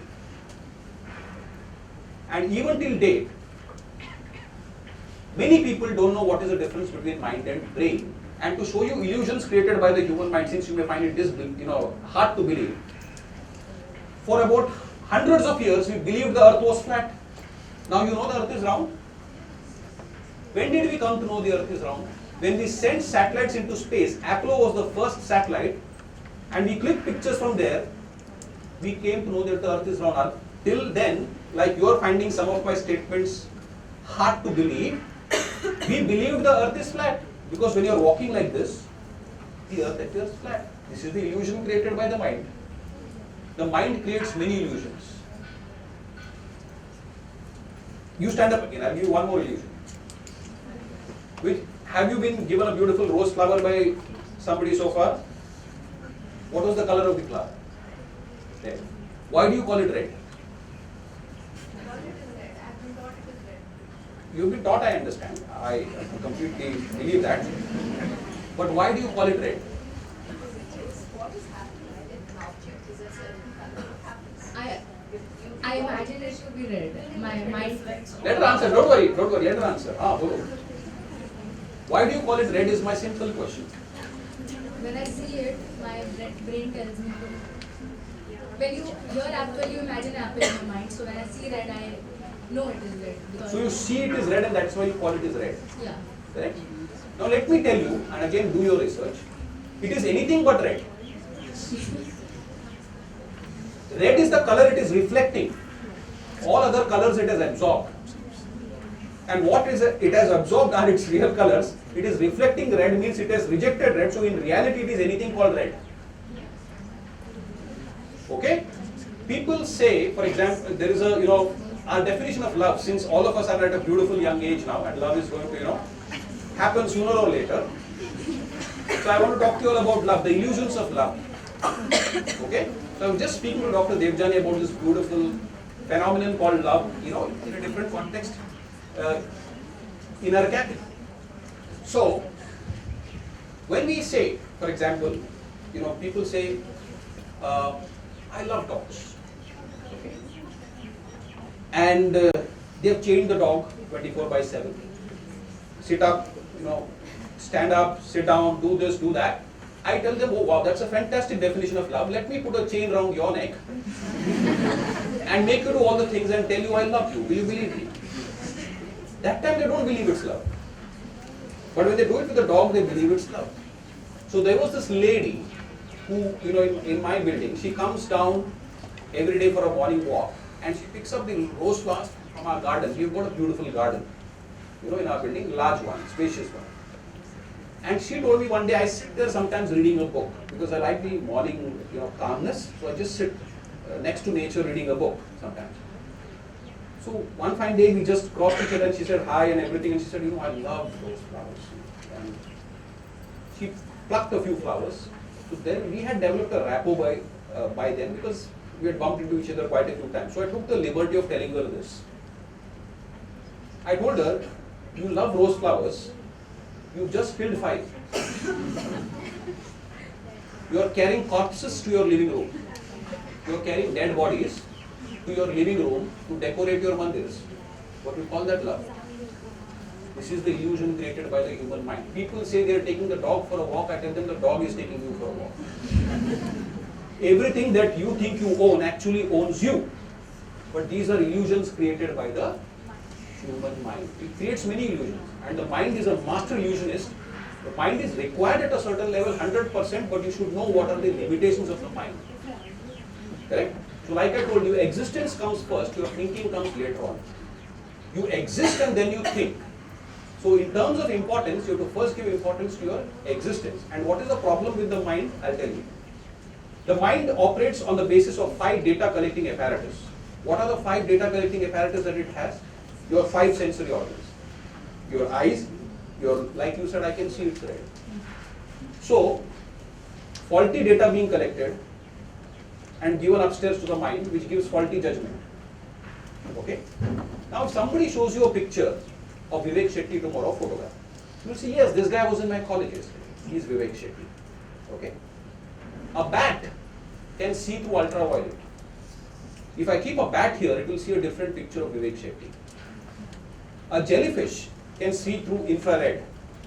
If I go into the ocean, the jellyfish will see a different picture of Vivek Shetty. So my question to you is, which is the real picture of Vivek Shetty? The way you want to perceive it. What you see is what we call species-specific reality. It is not the absolute reality at all. In fact, if I take a powerful scientific instrument and look inside you, 99.99% of the space inside you is empty. We have been conditioned to believe that the body is solid, has got form, has got shape. The exact opposite is true. The body is formless, transparent, has got no shape, but because the mind creates the illusion of having something solid. Okay? So I'll give you the last point, then we'll conclude, we'll get into our meditation. Yeah. We have studied in our grammar, and I've told this to people from the Google company, they're in my sessions, some of them. If you Google right now, is body a noun or a verb? Is body a noun or a verb? Noun. Google will tell you it's a noun. Your N.N. Martin in school told you it's a noun. I am telling you it's a verb. Okay? Why? What you were 5 years ago and what you are now has changed. What you will be 5 years from now has changed. In fact, if I look at you through a powerful scientific instrument, what you were a few nanoseconds earlier and what you are now has changed. What is continuous, ceaseless activity right till the end, does not stop even for a nanosecond, is a process. It has to be a word. But we have been socially hypnotized to believe it's a noun. In fact, let me tell you, there are no nouns in the universe at all. Do your research. There are no nouns in the universe. As we are speaking, galaxies are moving away from each other at the speed of light. This is a scientific truth. Everything is moving. But we get the illusion this is stationary. This is the fascinating, intriguing subject of the human mind. Done? Chile, let's get into, you're done, huh? Okay. You have a question, please, please. Dr. Devkan is not getting late, huh? Yeah, I'm okay. I enjoy these sessions, yeah. I have a question related to meditation. I've been doing Brahma Vidya since my childhood. But I have a question, like whenever we meditate, there are lots of thoughts that come into our mind. We cannot sit still for about 10 seconds without thoughts. We just feel like we are getting far from it. We have to pull back us and we have to meditate. We have to control our mind and keep all thoughts away. It's very tough to keep us still. Mind. Very good question. What's your name? Sanika. Sanika. Okay. I'll try and answer your question. Okay. First and foremost, when you're into Brahma Vidya, you said, and you do meditation. Yeah. This word meditation is very freely used, but again highly misunderstood, and everybody has got different definitions of meditation. I'm not saying what they're teaching is wrong. I'm just talking from my subjective experience. See if it appeals to you. Okay. Now, to understand meditation, I have to give you a little background of about 1 minute of how the human mind works. The first straight answer to your question is, I'll do a simple live experiment with you. Come here.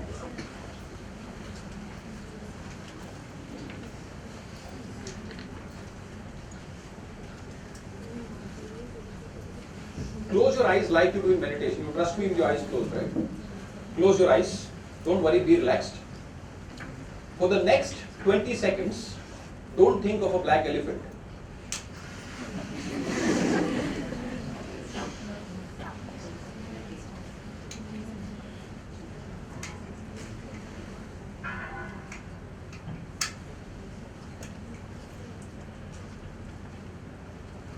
Okay, done. You can open your eyes. What images came to your mind? Everything was black and Did the black elephant come to your mind? once, Once. for 1 second. Came. Then Yeah. what tiger came? No. After that, what Nothing happened? related to it. Nothing came. You went blank. Yeah, means nothing related to it came. It was just black. But something might have come. Once and twice, elephant came. Now we're getting closer to the truth. Yeah? So the mind works like a monkey. If you tell him don't go here, it will go there only. Yeah? Things. So the operative word in meditation is there's nothing called control. You evolve to a higher order. If you tell the monkey don't do this, it will first go and do that. And how the subconscious mind works is this way. Even to decide not to think of a black elephant, you have to first think of a black elephant. See, I programmed you to think of a black elephant. And this is what happens when we watch all the Saas Bahu serials, and this is how Ekta Kapoor makes money. She programs your subconscious mind. Okay? So, now coming to meditation. See, the human mind has got a simple pattern of working. I'll give you a simple example. I'm walking on the road. Suddenly I see a biker speeding at me at a terrific speed. And I feel that this guy will knock me down, the speed at which he is riding, so I step back a little on the road, wait for him to go. As I step back, I am reminded of an incident in my school at the age of 10 years, when a biker had knocked me off on the road. Similar type of biker who was speeding, and I was a child going to school. He knocked me off on the road. From there, I start thinking of my school friends. From there, the mind goes to my first girlfriend in college. From there, it goes to the first movie I went with her in college. From there, it goes to, how we went out on a outstation, together. Then it goes from there to my other friends in college, to where I started my business. It goes on and on. This pattern of thinking is called association pattern in mind. Association pattern. You want to know about the mind? You also pay attention to this. So it started with a simple incident where a biker was speeding at me on the road. And if you see 20 minutes later where my thought process is gone, it's gone to a whole new zone. The thought there and the thought here may have no connection. In fact, 70 to 80,000 thoughts come to your mind every day, and 80% of those thoughts are repetitive in nature.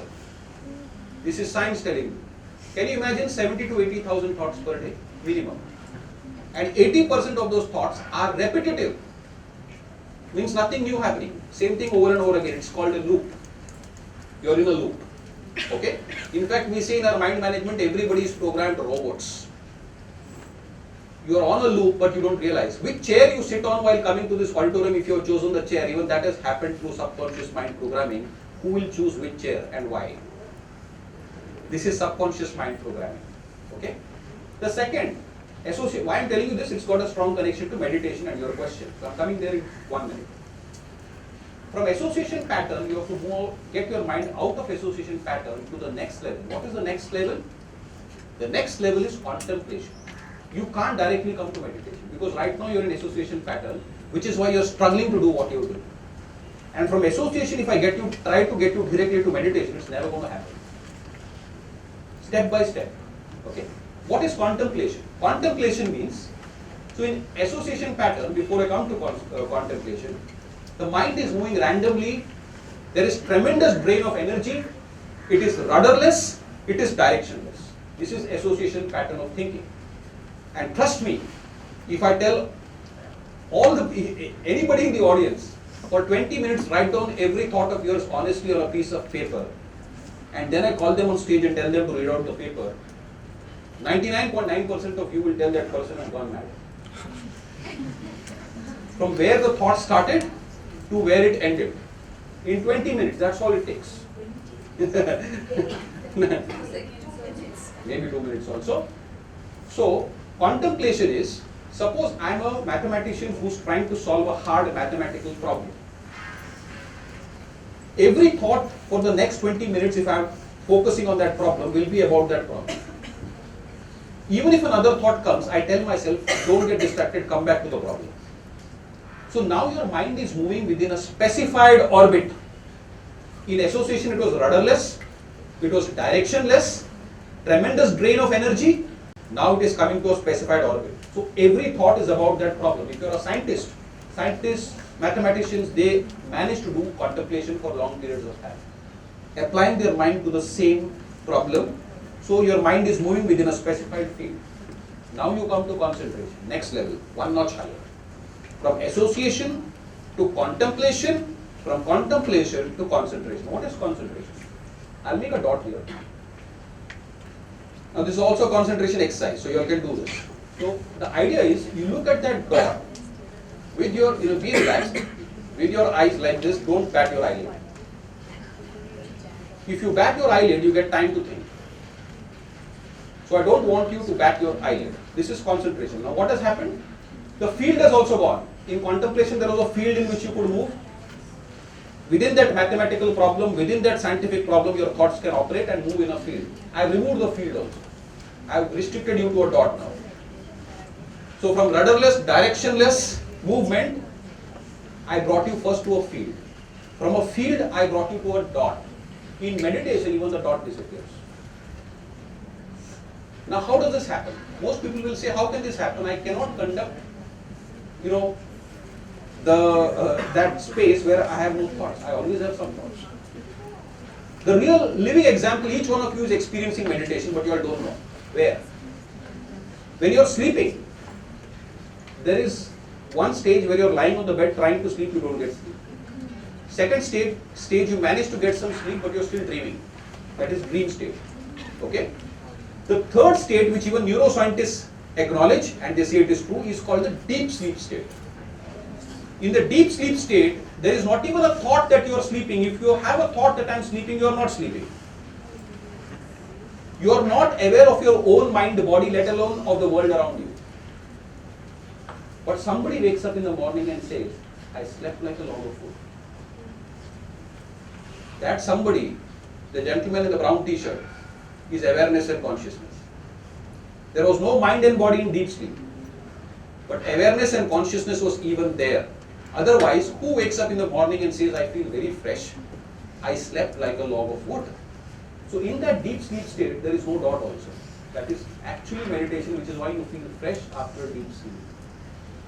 Now the idea is, that is happening without your control. People don't know when they'll get deep sleep or when they will not get deep sleep. But the idea is that when you are in that deep sleep state and there is no thought, that is an experience of meditation without you realizing it. I'll give you a real life analogy that will simplify things even further for you. And that is that space, where there was no thought. Okay? Suppose I come to your house and you have a beautiful living room with nice design of furniture in there. Okay? I come to your living room and I start removing the furniture one by one.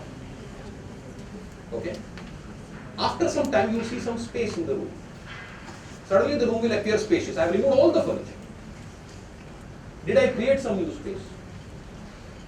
Take the Vacate the place. I vacated the place. I did not create some new space. So this space is meditation. It's already there inside you. Substitute the furniture for your thoughts. There is nothing like going to meditation. That space is already there.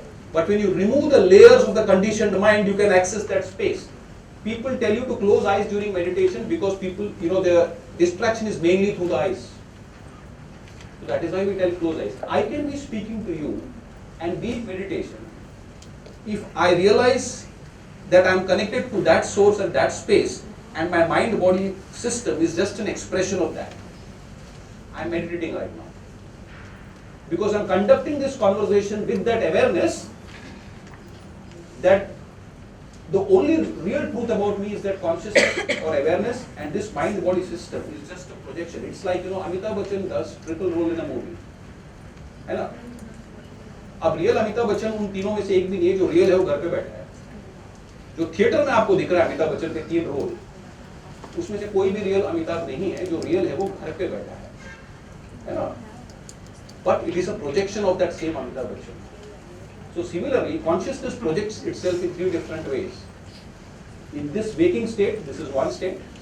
In the dream state, stage 2. In the deep sleep state.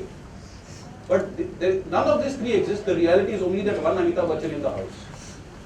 These 3 are projections. So meditation में जाना है आपको. तो answer is, first move from association to contemplation. Direct आप long jump मारोगे, जिंदगी भर आप बैठे रहना, कुछ नहीं होगा, है ना? And don't approach. See, the trouble with meditation also, people approach meditation with a goal. That's it. I'm not saying you do that. 99% who come into my module also. What can we get out of this? So I tell them a simple reply. Before you come into meditation, whenever anybody comes in front of you, you ask them, what can I get out of him? After you come into meditation, you ask them, what can I give you? You never ask them, what can I take from you? So meditation is that experience. Go step by step. Contemplation पे पहले कीजिए, फिर concentration पे आइए, और फिर meditation. It will happen to you. You don't have to. It's like a gift. When love happens to you, real love, not the transactional love that is largely happening these days, it's transaction. Arrangement. लड़का well settled है, लड़की well settled है, bank balance कितना है, गाड़ी कौन सा लेके घूमते हैं, है ना? ये धंधा है, एक सिर्फ उसका रूप अलग दिया गया. They have given it a different name. It's just business in another way. And pretending, it's like you can wake up somebody who's sleeping, you cannot wake up somebody who's pretending to sleep. So we are pretending to be in love, whereas actually we are doing a serious transaction. Yeah. So I was telling Dr. Devjani, when you say I love you, I and you is already two. And you hope to become one by starting with two. You can never become one that way because the process is wrong. The idea is great. Two people trying to become one through the process of love, fantastic idea. पुराने जमाने में गाने क्या बनते थे? जन्म जन्म का साथ है हमारा निभाने को. आज गाने क्या बन रहे हैं? तू मेरा फिश फ्राई, मैं तेरा ऑमलेट.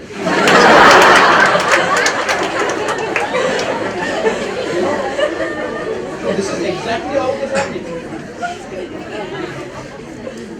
है ना? So everything about us is an illusion which we are creating, and when you pursue that illusion, you have to suffer. तो meditation का भी illusions बहुत सारे लोगों को है, but आप ये simple process से one step at a time. Don't try to control the mind; it will run in the opposite direction. Never works that way. All the best. Keep smiling.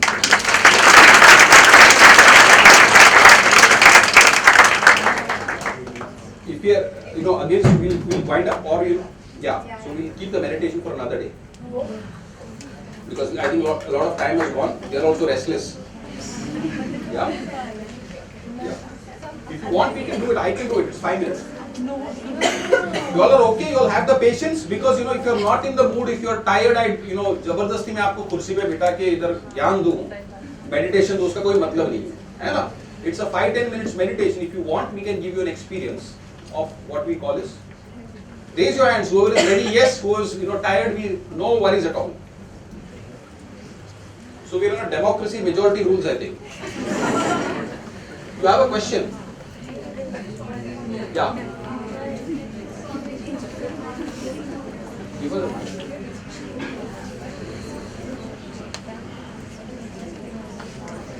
This would be our last question for the day because we have a time crunch. Okay? Sorry if I'm. Yeah, no problem, no problem. Do you think people are born with curious minds, or can it be an acquired trait? Let's just say I believe that I am medium level ka curious, right? Can I kind of increase my curiosity? So this question is actually coming from, let's just say, how do एक second, I wrote this down. Yeah, so my question really was how to be more open to learning. So I'll give you for instance, if I have a question and I do find an answer to it, and I'm pretty sure, according to my age, that could be I don't think that's the limit of the answer, right? So how do I know if I don't know if I'm saying this in the Yeah, right got your way. point, don't worry. Yeah, so suppose I got the answer to the question. That doesn't mean it's right or it's the limit. So how do I still be curious? I need to delve deep into this concept or this question to find the answer. So Great. how do I keep being curious? So I'll change one more standard proverb which we have learned since school as a response to your question. And that standard proverb which we have learned is curiosity killed the cat. Correct? I am saying curiosity liberated the cat. Okay? So be as curious as you can, number one. Number two, from the age of 0 to 5, we are always asking why. From 5 to 15, we are asking why not. After 15, it's usually because. This is happening because. I am the all-do-gooder, but because this is a terrible world, and because these people are so terrible, because my college is so terrible, because my institutions are so terrible, nothing good is happening to me. This is what happens at post-15. I end that by telling people, please be curious, and life is responding to you, it is not happening to you. You are like a radio set. Okay? Whatever the broadcast in your life, if you got curious enough to ask this question, somewhere you are tuned to that frequency of curiosity. We are at a young age again, just going back to the love thing. Many people come to me in personal counseling. I tell them, the same type of people, the same type of circumstances, the same type of situations will keep coming back into your lives. John will go, Peter will come. Peter will go, Rajesh will come. They are all the same type. Why? because you are tuned to that energy and frequency, you attract the same tribe. The wife attracts the tribe. The wife attracts the tribe. Okay? So be as curious as you can. You've got a very good smile. Yeah? So keep smiling and be curious.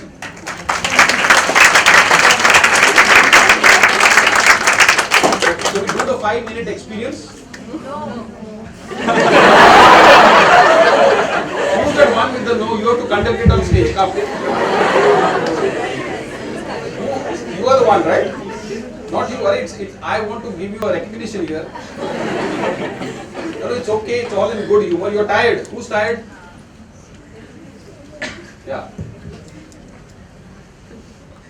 Okay. So we do 5 minutes. Okay. Just 5 minutes. We'll play some music for you, and hopefully you'll like it.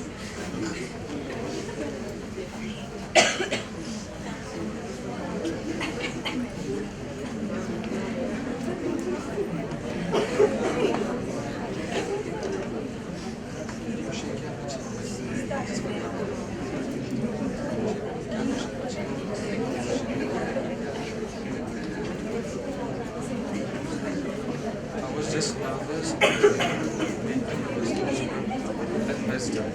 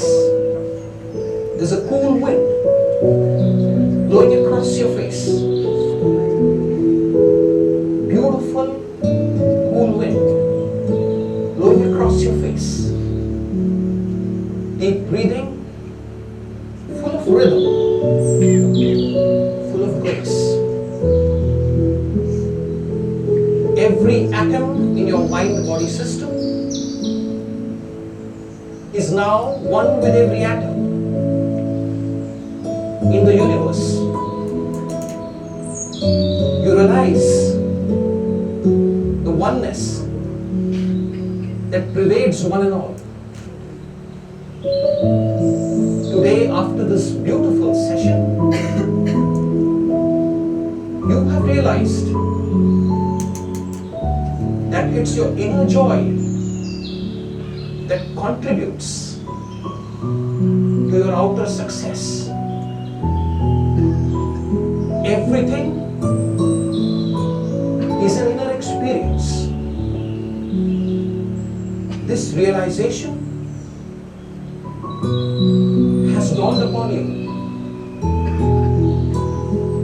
You are now connected to the very source that operates the universe. And this source is what we call is consciousness or awareness. When you are connected to this source, you are designed for success. Success is a mere byproduct of remaining connected to the source. The universe is invested in every one of you. All of you are children of the universe, and that is your power. You maintain this deep connection, you will go places in life far beyond your imagination. Remain connected to the source at all times. Experience the inner joy. Experience the vastness of the ocean. Experience your deep breath. And as you go through this experience, you are now blooming like a rose flower. The entire universe is also invested in the rose flower, like it is invested in you. Sun has to happen, water has to happen, air has to happen, and that is when a rose flower blooms. Even in your case, sun has to happen, water has to happen, air has to happen, and you have to maintain the deep connection between you and the universal consciousness. I repeat, each one of you is designed for success. There is nothing called failure. There is nothing called failure. Failure is only an idea in your mind. After this session, please conduct yourself with joy every single moment of life. If there is inner joy, you have access to peak intelligence and infinite energy. And you have to maintain this inner joy in all circumstances. Take this life forward with gratitude, absolute gratitude, and with a broad smile on your face. The universe is waiting to embrace you with open arms. You will excel in whatever you take up in life, because the universe is invested in each one of you.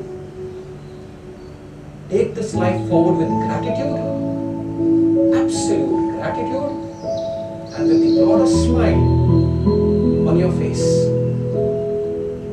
Open your eyes slowly, very, very slowly, and take the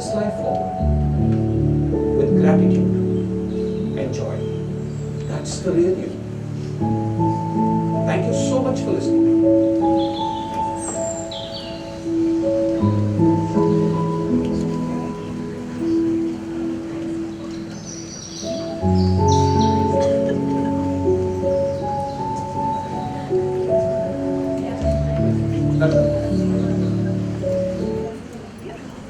Okay, so that was just an experience. Okay, this kind of experiences, if you do for 5-10 minutes every day in the morning, it will charge you up. You will see that you will be able to work for long hours with absolute joy. Just 10 minutes in the morning, be with yourself. Thank you.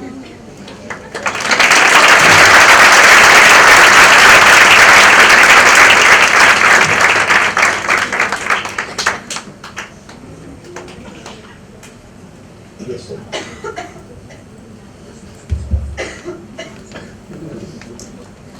Sir, we thank you for your encouraging and exhilarating words. I believe everyone present here, along with me, have important key takeaways and gained new perspective on meaning and significance of success. Now, I would like to invite Dr. Debjani Dasgupta ma'am on podium. So, joyous afternoon, full of joy. Good? Yes. Thank you so My pleasure. much. My pleasure. Yeah. We've done this every year, since the last how many years. But I'm very happy to note that the response of this class, all of the freshers, has been exhilarating for me. Okay? In our library, we have the complete works of Swami Vivekananda. What can happen is you can make a Vivekananda club. Okay? And we can read, I can help you, I can be with you. I can be a member of the Vivekananda club. I volunteer. I'm the first volunteer. Please volunteer yourselves, form a club, come and tell me. We shall read Vivekananda together. Okay? And we shall take from his entire morning that success is a byproduct of what you engineer yourself, of what happens within you. And it is very rare that people teach you like this how to engineer yourself. Everything happens from within you, but nobody has taught you how to make yourself that. Right? So let us learn. I don't know with so many years whether I also have engineered myself, but let us learn. Okay? So we will take Vivekananda as the source, right? And we will do this. Smita, you take note of this, put it somewhere in the in the schedule, put it for me, and then we will tell these people. And I am just totally eternally grateful to Mr. Vivek Shetty for what he does, for this magical moments he gives us. And thank you guys. Thank you. You are on the right track. I am very, very happy and very excited to have such wonderful students. Thank you very much.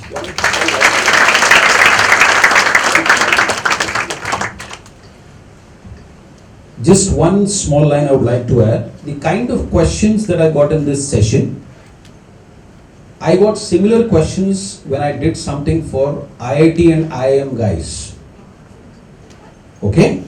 So that goes to the credit of freshers like the guy in the brown t-shirt. Alright? So I did sessions for people, for students, or you can call them, they were not students, they were professionals from IIT and IIM.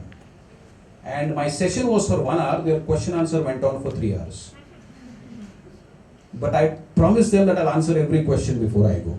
So, but that was the kind of line of questioning that they took, some of which even you took. So I highly appreciate, this was one of the best sessions in terms of the kind of questions that came.